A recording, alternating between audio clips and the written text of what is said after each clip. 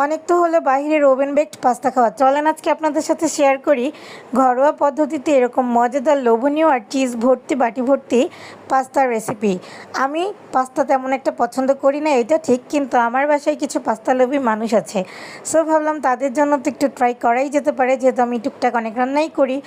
তো আমি অনেক দিন আগে থেকেই পাস্তা কিনে এনে রেখেছিলাম, বাট নানান কাজের ব্যস্ততায় সেটা করে উঠতে পারিনি। তাই কালকে ঘুম থেকে ওঠার পরেই মনে হয়েছে আজকে একটা ছোটোখাটো অ্যাটেম্প্ট নিয়েই নিই।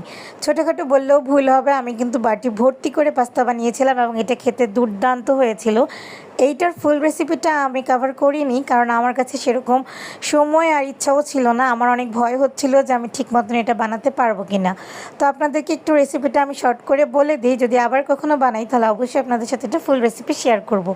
আমি প্রথমেই আলাদা করে এখানে মাংসটাকে সিদ্ধ করে নিয়েছিলাম এবং ছোটো ছোটো পিস করে কেটে নিয়েছিলাম। ক্যাপসিকাম, টমেটো এগুলো আমি কুচি করে নিয়েছিলাম। পাস্তাটাকে আমি লবণ এবং তেলের পানিতে একটুখানি সিদ্ধ করে নিয়েছিলাম।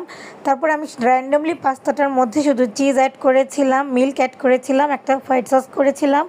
সেটা রান্না করার পরে আমি আবারও বাটি ভর্তি করে চিজ দিয়ে, ক্যাপসিকাম আর টমেটো দিয়ে ওভেনে দিয়ে দিয়েছিলাম।